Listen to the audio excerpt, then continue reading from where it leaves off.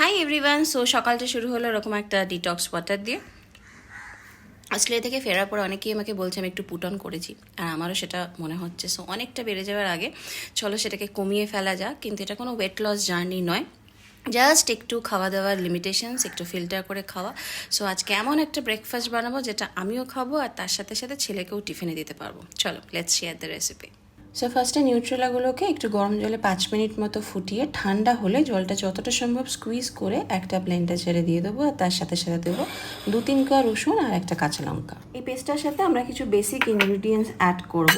যেরকম প্রথমেই আমরা দেবো হচ্ছে একটু ওটসটাকে আগে একটু ড্রাই রোস্ট করে নিলে ভালো হয়, কিন্তু নর্মাল প্লেন যে ওটস থাকে সেটাও কিন্তু দেওয়া যেতে পারে। তার সাথে পনির দেবো একটু গ্রেট করে, আর পেঁয়াজ, ধনেপাতা কুচি, গোলমরিচ, নুন স্বাদ মতো, আর তার সাথে দেবো আমরা একটু হলুদ এবং কাশ্মীরি লঙ্কার গুঁড়ো।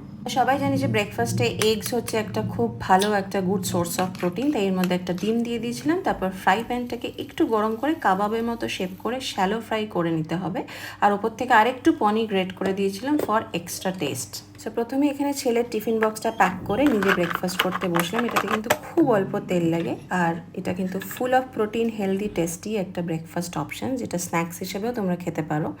তোমরা বাড়িতে বানিও আর আমাকে বলো তোমাদের কেমন লাগলো। আজকের মতো আসি, সবাই খুব ভালো থেকো, টাটা।